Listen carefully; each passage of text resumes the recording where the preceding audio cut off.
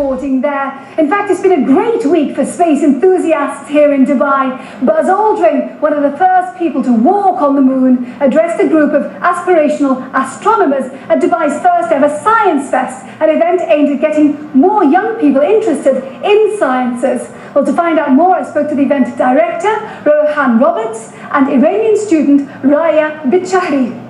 So Rohan, why do students do so badly at science in this part of the world?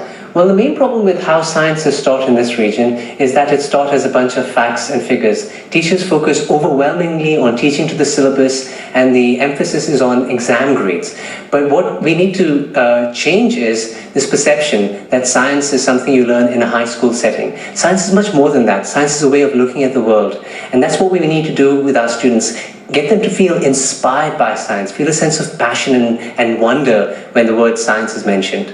Raya, you want to be a neuroscientist. You've set up various organisations and clubs and that sort of thing. When you talk to your peers and they don't want to join you, what's holding them back? Often it's because of the stereotypes they've received in high school about science and the way it's taught. They seem to think of themselves not as a science student, and hence I shouldn't be involved in the scientific method at all. And they seem to think, okay, I'm an art student or an athlete, and don't seem to realize that science is actually an important part of our lives and a way of thinking rather than just a subject. But is this different here? Because in other parts of the world, governments and schools, and they all say we need to get more people into the sciences and maths and so on. So is it different here? I think for various reasons it could be. I think one of the things is that often students take sciences here because of the backgrounds they come from, just because their parents are making them do so, and often because of the curriculums that we use here in Dubai. They're taught as a bunch of facts and figures rather than a way of thinking. So they seem to think, okay, so a bunch of facts and figures, I have to do it because my parents are making me do it, and hence to have no real passion for it. Support.